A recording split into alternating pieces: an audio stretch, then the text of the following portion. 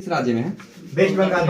Waste Bengal में, ठीक है। उसके बाद बोलना है पारादीप जो बंदरगाह का उड़ीसा। उड़ीसा में। उसके बाद बोलना है कि मुद्रा बंदरगाह किस राज्य में है?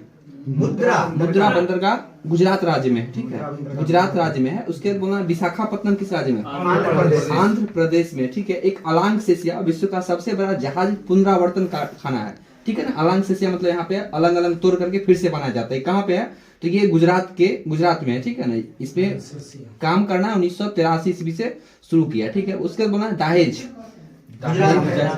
बंदरगाह गुजरात में है, जो रसायन बंदरगाह के नाम से भी इनको जानते हैं। इसके बाद है एक रोरो फेरी है। भारत का पहला रोरो फेरी सेवा गुजरात में भावनगर के घोंघा से दक्षिण गुजरात के दहेज के भी शुरू किया गया। यानी कि रोरो फेरी सेवा जो है कहाँ में है? गुजरात में है। रोरो फेरी सेवा गुजरात में है, ठीक है। उसके बाद बोला भारत की जनगणना की शुरुआत किस वर्ष हुआ था? 1872 में। किसके द्वारा? लॉर्ड मेयो के कार्यकाल में हुआ। उसके बाद बोलना है बीजू पटनायक अंतर्राष्ट्रीय हवाई अड्डा कहाँ है?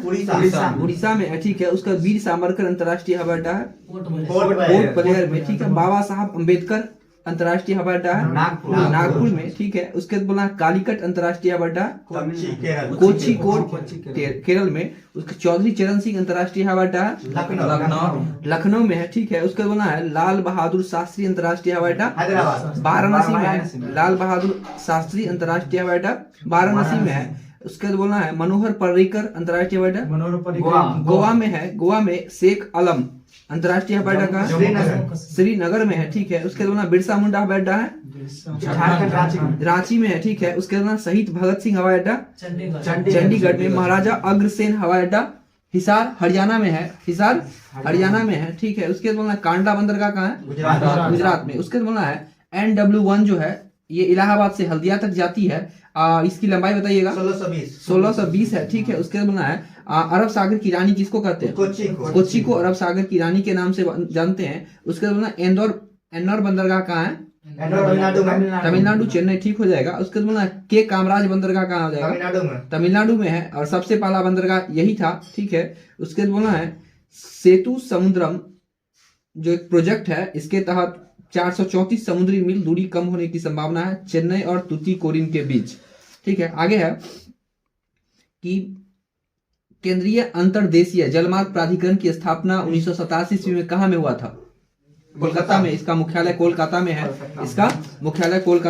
उसके बाद बोलना है कि एक जो अमृतसर जगह है, कहाँ अमृतसर जगह? पंजाब में है, ठीक है। उसके बाद बोलना है ये है एक भीरबाला जगह का नाम है, बताइए। भीरबाला राजस्थान में है। उसके बाद बोलना है NH44 किसके मध्य है? श्रीनगर से कन्याकुमारी। इसकी लंबाई है 3745 है, ठीक है। आगे बोलना है उसके बाद है हजीरा से पाराद्वीप, ये कौन सा NH है? NH53 हजीरा से पाराद्वीप तक जाता है, ठीक है। आगे बोलना है भारतमाला परियोजना किस वर्ष? 2017। भारतमाला 2017। उसके बाद है एक है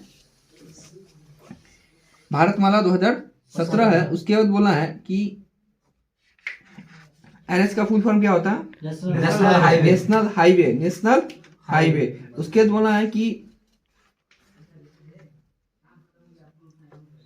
देश का पहला लौह इस्पात कारखाना 1874 में किस नदी के किनारे लगाया गया था? बराकर नदी किस राज्य में हो जाएगा? पश्चिम बंगाल, झारखंड सब आ जाएगा। उसके बाद बोलना है केंद्रीय चावल अनुसंधान केंद्र कहाँ है? कटक उड़ीसा में। राष्ट्रीय गन्ना प्रजनन संस्थान कहाँ है? कोयम्बटूर। प्रजनन लग गया तो कोयम्बटूर और सीधा पूछ दे राष्ट्रीय गन्ना अनुसंधान केंद्र है लखनऊ। सिडबी का जो हेडक्वार्टर कहाँ है?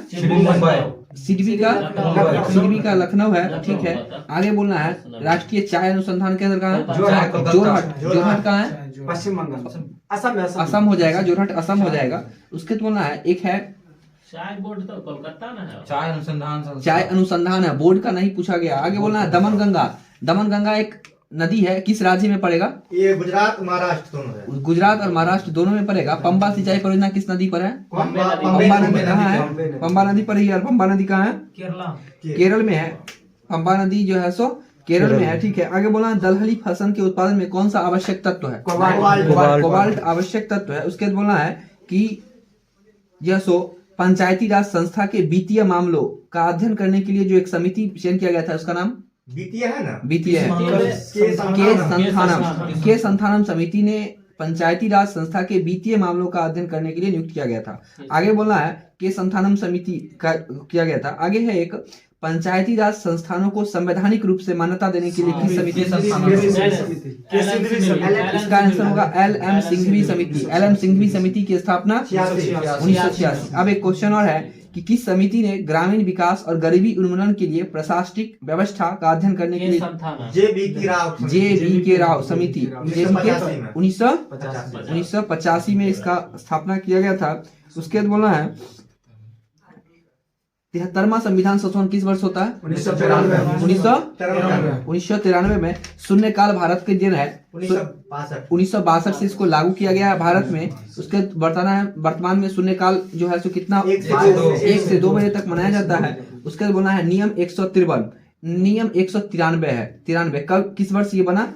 53 में बना। यह नियम 153 ईस्वी में बना। नियम 193 ये नियम 1953 में बना। ठीक है, आगे है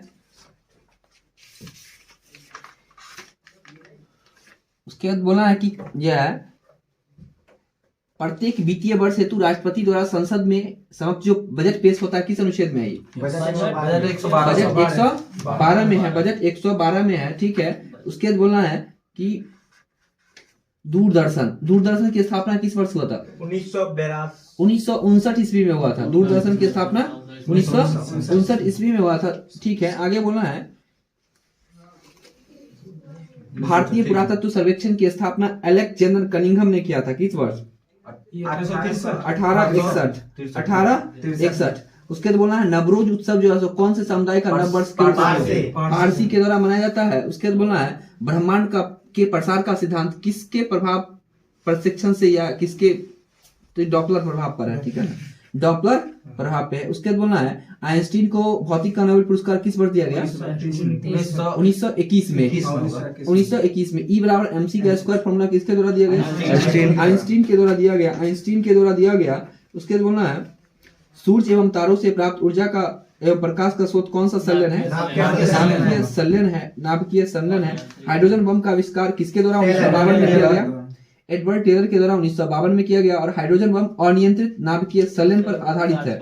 ठीक है ना, हाइड्रोजन बम अनियंत्रित नाभिकीय संलयन पर आधारित है। न्यूट्रॉन बम का निर्माण किस वर्ष किया गया? 1977 में। न्यूट्रॉन बम का निर्माण 1977 में अमेरिका के द्वारा किया गया। ठीक है ना, अमेरिका के द्वारा किया गया। उसके बाद बोलना है ब्रह्मांड विज्ञान का अध्ययन क्या कहलाता है? कॉस्मोलॉजी कहलाता है। मंदाकिनी की विशालता के कारण इसे प्रायद्वीपीय ब्रह्मांड के नाम से जानते हैं। उसके बाद बोलना है अल्टीमीटर से क्या मापते हैं? अल्टीमीटर से जैसो विमान की ऊंचाई मापने के लिए किसी भी चीज की ऊंचाई को मापने के लिए करते हैं। थैलीसीमिया रोग में किस जैसो लाल रुधिराणु नहीं बनते हैं? थैलीसीमिया रोग में लाल रुधिराणु नहीं बनते हैं। मानव शरीर में मांसपेशी की संख्या 639। पेशी उत्तक कितने प्रकार के होते हैं? पेशी उत्तक 3 प्रकार के होते हैं। पेशी उत्तक 3 प्रकार के। एक दिन और क्वेश्चन हुआ है कि बताइएगा कि जो है प्लाज्मा में रक्त कितना % होता है? ध्यान दीजिए, रक्त का लगभग कितना प्रतिशत भाग प्लाज्मा होता है? रक्त का लगभग 60% भाग प्लाज्मा होता है। और इस 60% प्लाज्मा जो होता है इसका कितना प्रतिशत भाग जल होता है? 90% भाग जल होता है। ठीक है, जब प्लाज्मा में से फाइब्रिनोजेन नामक प्रोटीन निकाल देते हैं तो शेष प्लाज्मा को सेरम कहते हैं। क्या कहते हैं? सेरम कहते हैं। आरबीसी का एक और नाम है, इसको कहते हैं इरिथ्रोसाइट कहते हैं। और आरबीसी में केंद्रक नहीं पाया जाता है। और इसका एक बात है ऊट एवं लामा नामक स्तनधारी की आरबीसी में केंद्रक पाया जाता है। भ्रूण अवस्था में आरबीसी का निर्माण कहाँ होता है?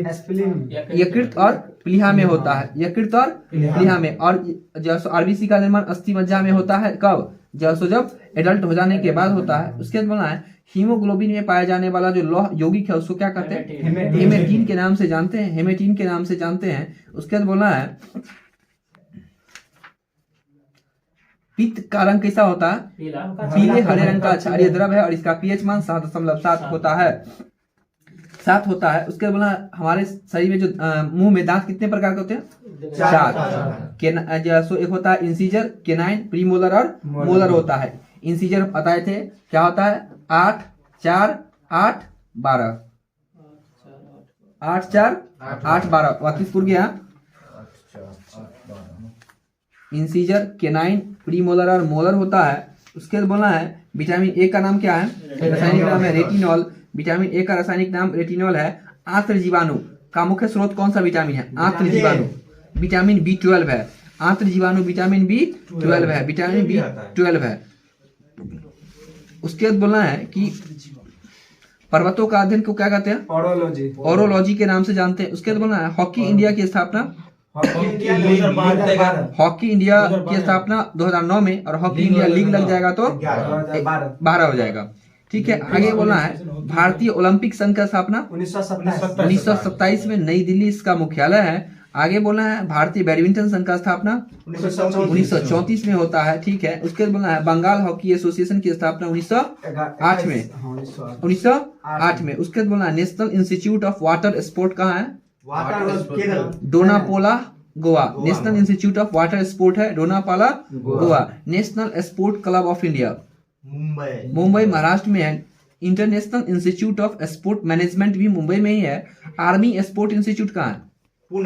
पूना में है। गुरु गोविंद सिंह स्पोर्ट कॉलेज है लखनऊ। गुरु गोविंद सिंह स्पोर्ट कॉलेज है लखनऊ में। रोबोटिक्स ट्रेनिंग सेंटर है पुणे में है। जिंदल स्पोर्ट्स कहाँ है? जिंदल नई दिल्ली है क्या? गुड़गांव हरियाणा में। उसके बाद खेलों को उद्योग का दर्जा देने वाला प्रथम राज्य था मिजोरम है। मिजोरम में खेलों को उद्योग का दर्जा मिला है। ठीक है, आगे बोलना है बैक स्ट्रोक जो एक शब्द है किससे संबंधित है? तैराकी से। बटरफ्लाई शब्द किससे संबंधित है? तैराकी से संबंधित है। उसके बाद बोलना है बेल बार्कर कप, ये मुक्केबाजी जो बेल बार्कर कप किससे संबंधित है? तो बेल बार्कर कप मुक्केबाजी में दिया जाता है। उसके बाद बोला मैराथन की दूरी कितना है? ध्यान से सुनिए, ध्यान से सुनिए। 85 मील या 42 समथिंग। चलिए, मैराथन दौड़ की दूरी है 26 मील 385 गज या 42.195 किलोमीटर है। 42.195 किलोमीटर है। उसके बाद बोलना यूएसए का राष्ट्रीय खेल क्या है? बेसबॉल है। यूएसए का राष्ट्रीय खेल बेसबॉल है। श्रीलंका का क्या है? श्रीलंका का वॉलीबॉल है। ठीक है ना, यूएसए का राष्ट्रीय खेल है बेसबॉल और श्रीलंका का है वॉलीबॉल है। ब्राजील का फुटबॉल है। इंडोनेशिया का राष्ट्रीय खेल है बैडमिंटन। नेपाल का डांडी बियो है। ठीक है, उसके बाद बोलना है कि स्पेन का क्या? सांड युद्ध है। बांग्लादेश का कबड्डी।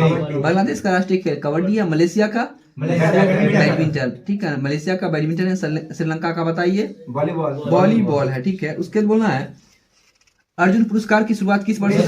1961 में। उसके बाद बोलना है मेजर ध्यानचंद पुरस्कार की शुरुआत 1958। मेजर ध्यानचंद पुरस्कार की शुरुआत 1991-92 में। और सीधा ध्यानचंद पुरस्कार पूछे तो 2002 में। सीधा ध्यानचंद पुरस्कार 2002 में शुरुआत किया गया था। उसके बाद बोलना है कि जो है मौलाना अबुल कलाम आजाद ट्रॉफी दिया जाता है किस वर्ष से? 1956-57। मौलाना अबुल कलाम आजाद ट्रॉफी दिया जाता है 1956-57। मेजर ध्यानचंद खेल रत्न पुरस्कार 1991-92 से दिया जाता है। और मेजर ध्यानचंद पुरस्कार दिया जाता है। इस मेजर ध्यानचंद खेल रत्न पुरस्कार का नाम पहले क्या था? जिसको 2021 राजीव गांधी खेल रत्न पुरस्कार था, जिसको 2021 में चेंज करके मेजर ध्यानचंद खेल रत्न पुरस्कार कर दिया गया है। आगे बोलना है फीजे जो एक शब्द है किससे संबंधित है?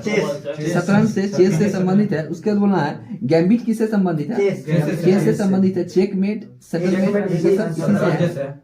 गोल्फ का सर्वप्रथम शुरुआत कहाँ किया गया था? गोल्फ, ये स्कॉटलैंड। Golf Scotland. उसके बाद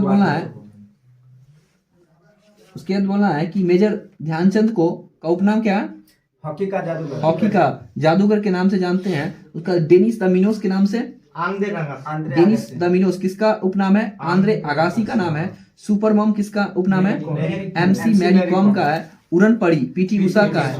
PT उषा का है। उसके बाद बोला अनिल कुंबले का जो आत्मकथा उसका क्या नाम है? Wide angle. अनिल कुंबले का जो है आत्मकथा का नाम है वाइड एंगल नाम है, वाइड एंगल। उसके बाद बोलना है हॉकी के जादूगर के रूप में किनको जानते हैं? मेजर ध्यानचंद्र को जानते हैं। ठीक है, आगे बोलना है मेजर ध्यानचंद का ही बायोग्राफी है, लक्ष्य। आगे बोलना है हॉकी गेंद का वजन कितना होता है? 155 से 163 ग्राम होता है। 155 से 163 ग्राम जो है सो हॉकी गेंद का वजन होता है। क्रिकेट गेंद का भी वजन लगभग इतना ही होता है। ठीक है ना, इतना ही होता है।